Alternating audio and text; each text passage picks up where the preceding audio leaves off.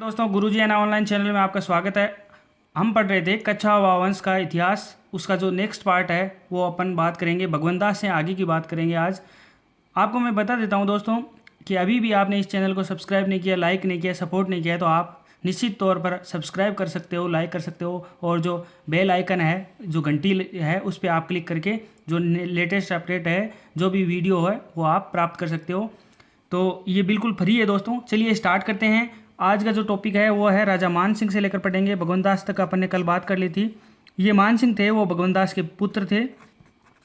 चलिए इनकी बात कर लेते हैं, इनके शासन की बात कर लेते हैं। इन्होंने शासन किया था 1589 से लेकर 1614 ईस्वी तक इन्होंने शासन किया था। मात्र ये 12 वर्ष की आयु में ही, यानी 1562 ईस्वी में ही ये शासक बन गए थे। इनका जो जन्म हुआ था वो हुआ था 1550 ईस्वी।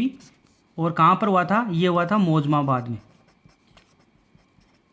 तो मात्र 12 वर्ष की आयु में इन्होंने शासन संभाल लिया था। और ये मुगल जो साम्राज्य था, अकबर, उसका जो सेनानायक था, वीर, सूबेदार और मनसबदार के रूप में इसने अकबर की सेवा की थी। यानी ये सेनानायक भी था, सूबेदार भी था और मनसबदार भी था। ये अकबर के सर्वाधिक विश्वस्त आदमी में से एक था। तो ये हो गई मान सिंह की विशेषता। चलिए इनके कुछ जो अभियान थे उनकी बात कर लेते हैं। 1569 ईस्वी की बात कर रहा हूँ दोस्तों। 1569 में इन्होंने क्या किया था? जो रणथंभौर के शासक थे सुरजन सिंह हाड़ा, उनसे वो क्षेत्र उनसे छीना था। रणथंभौर के शासक सुरजन सिंह हाड़ा, ठीक है। ये बात हो गई 1569 ईस्वी की। फिर बात कर लेते हैं 1572 ईस्वी की। 1572 ईस्वी में इन्होंने क्या किया था? गुजरात अभियान के दौरान इन्होंने,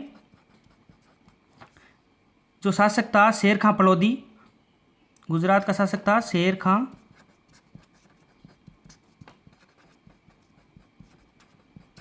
फलोदी, और वहाँ से उसने वहाँ का क्षेत्र जीता था। और इसी गुजरात विजय के उपलक्ष्य में अकबर ने क्या किया था? बुलंद दरवाजे का निर्माण करवाया था। फतेहपुर सीकरी में बुलंद दरवाजे का निर्माण करवाया था।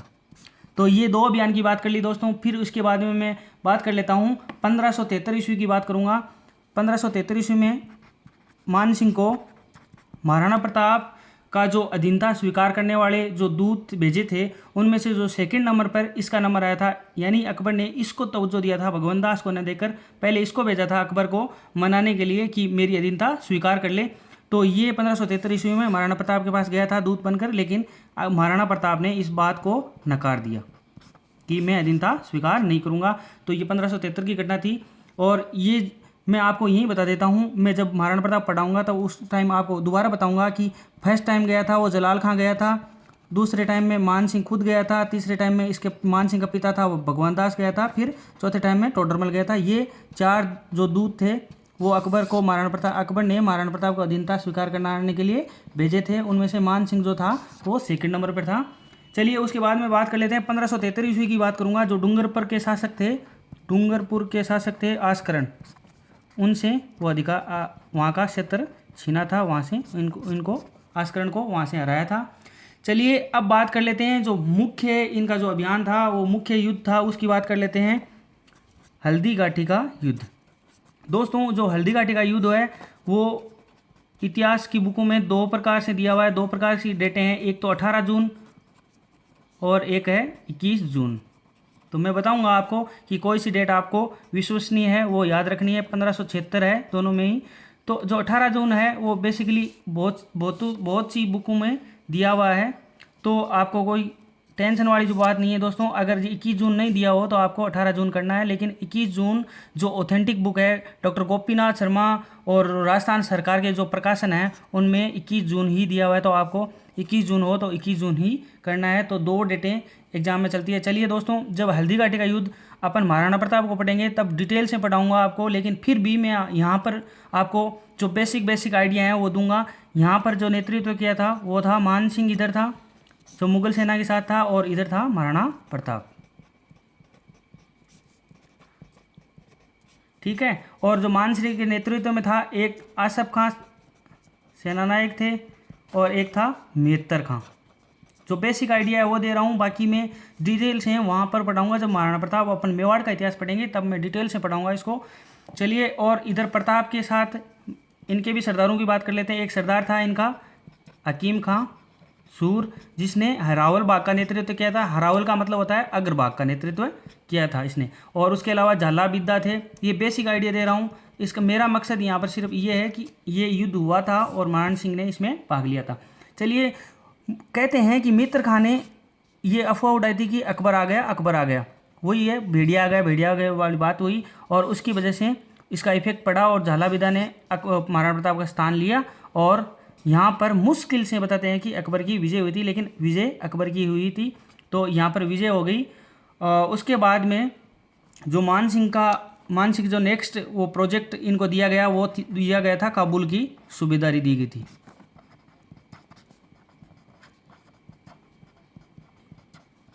ये 1585 की घटना है दोस्तों। जो काबुल की सूबेदारी सौंपी जाएगी वो 1585 में सौंपा जाएगा। यहाँ पर अकबर का एक सौतेला भाई था, काबुल में सौतेला भाई था, उसका नाम था मिर्ज़ा हकीम खां।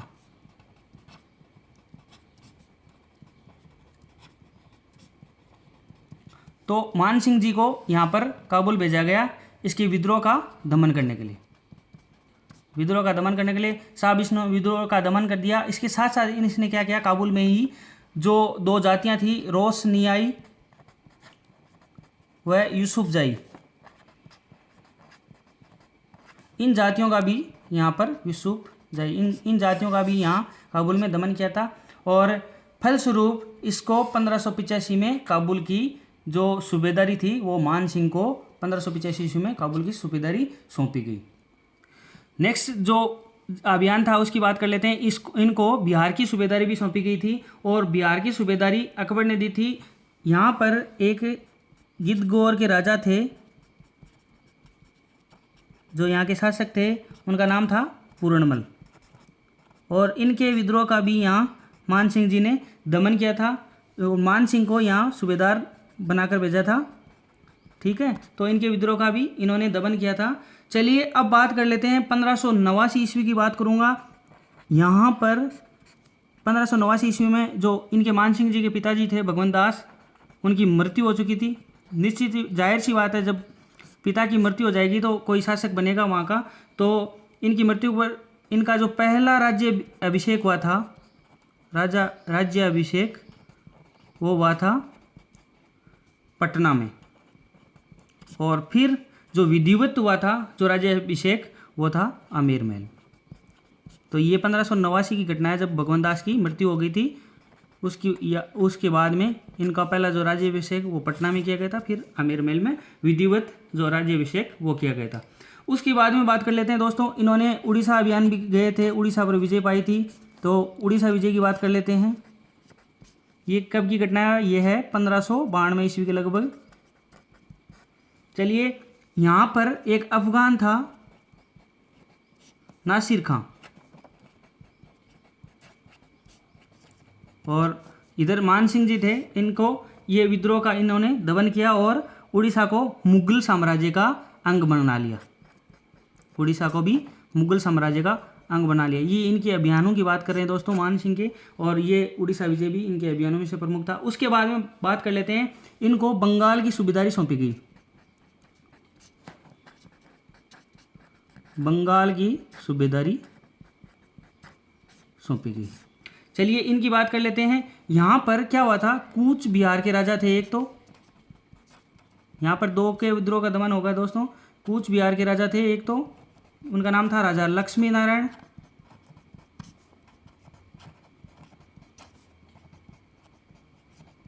और जो दूसरे थे वो पूरी बंगाल के यानी बंगाल के राजा थे,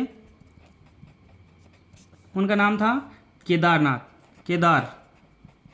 तो मान सिंह जी ने इन दोनों के विद्रोह का यहाँ पर दमन किया, यानी इन दोनों को यहाँ पर पराजित किया।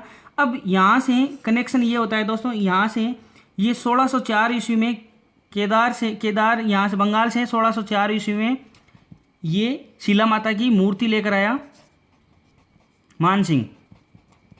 शिला माता की मूर्ति और इसने स्थापित की यहाँ पर आमेर के महल में, शिला माता की मूर्ति स्थापित कर दी। चल ठीक है। और जब 1604 ईस्वी में ये बंगाल की ये इतने अभियान इसने जीते तो उसकी वजह से अकबर ने इसको क्या किया, अकबर ने इसका मनसब बढ़ा दिया और 7,000 का मनसब प्रदान कर दिया। इसके अलावा दोस्तों यहाँ पर मैं दो चीज़ें आपको बता देता हूँ कि अकबर ने इसके अलावा इस मान सिंह को राजा की उपाधि दी थी और एक उपाधि और दी थी, वो थी फर्जंद की। फर्जंद का जो अर्थ है वो है पुत्र के समान उपाधि दी थी इसको। ठीक है, तो ये फर्स्ट नंबर पर, दूसरे नंबर पर ये दो उपाधियाँ अकबर के द्वारा इसको दी गई थी। उसके बाद में बात कर लेते हैं दोस्तों जो इसका अंतिम अभियान था, अहमदनगर अभियान। अकबर की मृत्यु के पश्चात कहते हैं कि जहांगीर के साथ इसके जो संबंध थे वो इतने अच्छे नहीं रहे, इसी की वजह से इसको अंत में दक्षिण में अहमदनगर अभियान पर भेजा गया। और ये एलिचपुर नामक स्थान पर, एलिचपुर ये महाराष्ट्र में पड़ता है दोस्तों, MH महाराष्ट्र में पड़ता है। और 6 जुलाई 1614 ईस्वी में इन्होंने अंतिम सफ़र कर लिया, यानी इनकी स्वर्गवास हो गया, मृत्यु हो गई। चलिए अब बात करेंगे, इतिहास को अपन कनेक्ट करते जाएंगे। मान सिंह की मैं बात करूंगा और फिर आगे जो मिर्ज़ा राजा सवाई जय सिंह आएगा, उसके बाद जय सिंह सेकंड आएगा, उनकी बात करेंगे कि उन्होंने कौन कौन से मुगल शासकों के साथ जो काम किया था, तो उनकी उनकी सेवा की थी। तो जो मान सिंह थे उन्होंने 2 मुगल सम्राट की सेवा की थी, एक तो अकबर थे और ये जो अहमदनगर अभियान में ये जहांगीर आ गया था, इसलिए ये इन्होंने अकबर व जहांगीर 2 मुगल सम्राट की सेवा की थी। उसके बाद में मिर्ज़ा राजा जय सिंह आएगा, वो जहांगीर, औरंगजेब और उन सब की शाहजहां उनकी मुगल सम्राटों की सेवा करेगा। तो इनको अपन याद इसलिए कर रहे हैं कि एग्जाम में इस प्रकार के क्वेश्चन आता है कि कौन सी मुगल सम्राट के समकालीन था, कौन सा राजा, तो इस वजह से आप साथ साथ इन चीज़ों को लेते जाना। चलिए आगे बात कर लेते हैं, इनके कुछ एक्स्ट्रा जो चीज़ें हैं उनको बात कर लेते हैं। मान सिंह का एक पुत्र था जगत सिंह, मान सिंह का पुत्र था जगत सिंह, और इनकी मृत्यु हो गई थी बंगाल अभियान के दौरान, मृत्यु हो गई थी। जो बंगाल का अभियान था उसमें इनकी मृत्यु हो गई थी। तो इनकी जो माता का नाम था जगत सिंह की कंकावती। तो जगत सिंह की मृत्यु की याद में, यानी मृत्यु की याद में इन्होंने, कंकावती ने क्या किया था, जगत शिरोमणि का मंदिर बनवाया था। ये एक्स्ट्रा चीज़ें हैं लेकिन ऐतिहासिक चीज़ें हैं, इसलिए आती है एग्जाम में अक्सर। जगत शिरोमणि मंदिर का निर्माण करवाया था कंकावती। और इसमें जो मूर्ति थी वो कहते हैं कि जो चित्तौड़ में मीरा मंदिर था, चित्तौड़ के मीरा मंदिर से मान सिंह लेकर आया था, ये मैंने आपको बता दिया। उसके अलावा जो मान सिंह के काल में हुआ था, जो संत दादू दयाल थे वो अक्सर इनके दरबार में आते जाते रहते थे। तो ये भी कई बार अक्सर एग्जाम में आ जाता है कि दादू दयाल किसके समकालीन थे, तो ये। और उसके बाद में मैं बात कर लेता हूँ, मान सिंह ने कुछ एक्स्ट्रा किया था कि दोस्तों ये मान सिंह पढ़ रहे हैं, तो मान सिंह ने बंगाल में कौन सा नगर बसाया था, अकबरपुर, ये तो बसाया था बंगाल में, ठीक है। और उसके अलावा इसने बिहार में बसाया था मानपुर नगर बसाया था। ये 2 नगर इसने बसाए थे। उसके अलावा राय मुरारी दास ने मानचरित्र की रचना की थी, मानचरित्र की रचना राय मुरारी दास, तो ये इनके कवि थे। और पुंडरीक विठल थे, उन्होंने राग चंद्रोदय की रचना की थी, राग चंद्रोदय पुंडरीक विठल। तो ये बात होगी दोस्तों मान सिंह की। उसके बाद में जो नेक्स्ट शासक आएगा, अब अपन बात करेंगे मिर्ज़ा राजा जय सिंह की बात करेंगे। 1621 से लेकर 1667 ईस्वी तक इन्होंने शासन किया था। भाव सिंह की मृत्यु के बाद में, यहाँ आमेर के शासक हुए थे भाव सिंह, उनकी मृत्यु के बाद में मात्र 11 वर्ष की आयु में 23 दिसंबर 1621 ईस्वी में आमेर के शासक बने थे मिर्ज़ा राजा जय सिंह। और जो मिर्ज़ा राजा की उपाधि थी ये 1638 ईस्वी में किसने दी थी, शाहजहां ने दी थी। तो आप इससे कन्फ्यूज मत होना कि ये मिर्ज़ा राजा क्यों लगाया गया, कि इनको उपाधि दी गई थी शाहजहां ने। चलिए ये पदवी दी थी। उसके बाद में बात कर लेते हैं मैंने आपको बताया था कि कौन कौन से मुगल सम्राटों के अधीन रहेगा। तो जय सिंह थे, वो जहांगीर, शाहजहां, औरंगजेब, इन 3 मुगल सम्राटों की सेवा में ये तत्पर रहे थे। उसके बाद में बात कर लेते हैं जो मिर्जा राजा जय सिंह के थे उनके अभियानों की बात कर लेते हैं। इन्होंने क्या किया था, 1623 ईस्वी की बात कर रहा हूँ दोस्तों, जो मलिक अंबर के विरुद्ध दक्षिण में भेजा। तो ये पहला अभियान था इनका, मलिक अंबर के विरुद्ध दक्षिण में इनको भेजा गया था। फिर बात कर लेते हैं 1629 ईस्वी की बात कर लेते हैं। और यहाँ पर मैं एक चीज़ और बता देता हूँ दोस्तों कि शाहजहां ने यहाँ पर इसको 4 जार का मनसब दिया था, क्योंकि इन्होंने वीरता और साहस का परिचय दिया था, इससे खुश होकर शाहजहां ने यहाँ पर 4 जार का मनसब दिया था। उसके बाद में 1629 ईस्वी की बात कर लेते हैं। यहाँ पर उत्तरी पश्चिम के सीमांत में उज़्बेकों के विद्रोह को दमन किया। जो उज़्बेकों के विद्रोह का था उसको यहाँ पर दमन किया। उसके बाद में बात कर लेते हैं 1630 ईस्वी की बात कर लेते हैं। वहाँ पर खानेजहाँ लोदी के विद्रोह का दमन किया। खानेजहाँ लोदी के विद्रोह का दमन किया। उसके बाद में बात कर लेते हैं 1636 ईस्वी की। यहाँ पर शाहजहाँ के साथ ये बीजापुर व गोलकुंडा गया, बीजापुर व गोलकुंडा अभियान पर गया, शाहजहाँ के साथ गया था। उसके बाद में 1637 ईस्वी की बात कर लेते हैं। ये गया था शुजा के साथ कंधार, इसको भेजा गया था, कंधार भेजा। चलिए अब जो इम्पोर्टेंट है, जो एग्जाम के पॉइंट ऑफ व्यू से है, उसकी बात कर लेते हैं। इनके शासनकाल में एक हुई थी पुरंदर की संधि और इस संधि में इन्होंने महत्वपूर्ण योगदान निभाया था। चलिए जो जहांगीर थे उन्होंने दक्षिण में इसको मराठों के विरुद्ध भेजा था और शिवाजी को लास्ट में विवश होकर जो मुगलों की अधीनता वो स्वीकार करनी पड़ गई थी और मुगल सम्राट के सामने घुटने टेक दिए थे। और इनके बीच में जय सिंह और वर्सेज शिवाजी के बीच में जो संधि हुई थी उसी संधि को पुरंदर की संधि कहा जाता है। ये संधि कब हुई थी दोस्तों?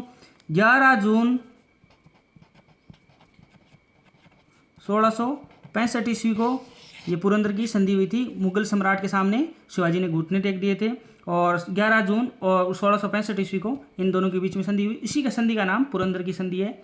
चलिए उसके बाद में कहते हैं इनको दक्षिण अभियान पर भेजा था, लेकिन इनका जो अंतिम अभियान था उसमें ये हार गए थे। उसकी वजह से इसका जो वर्चस्व था वो कम हो गया था और अंत में ये दक्षिण में इनकी लौटते वक्त 1667 ईस्वी की बात कर रहा हूँ, बुरहानपुर में इन्होंने अंतिम सफर किया, यानी इनकी मृत्यु हो गई। बुरहानपुर में इनकी मृत्यु हो गई। और इनकी जो वास्तुकला के प्रेम को दर्शाने वाले नमूनों के उदाहरण ले लेते हैं। इन्होंने आमेर में महल बनवाए, जयगढ़ का किला बनवाया। तो ये वास्तुकला के प्रेम को दर्शाते हैं। उसके अलावा इनके जो कवि थे राम कवि दरबारी, उन्होंने जय सिंह चरित्र लिखी, ठीक है। और इनके कवि एक वो थे बिहारी कवि थे।